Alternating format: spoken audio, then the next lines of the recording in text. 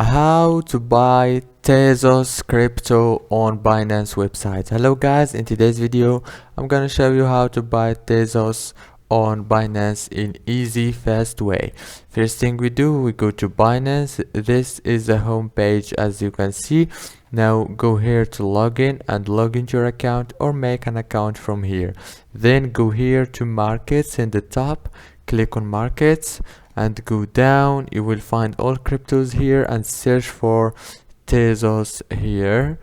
Now search and here is it. If you didn't find it here, just go to the search bar and write the name and you will find it. Click on it and wait a few seconds. Now it will take you to this trading page. Now choose the amount of Tezos that you want to buy, for example 50, and make sure this option here it's not on sale, make sure it's on buy, and you will find the buy now option here if you are logged into your account, and click on it and everything will be done.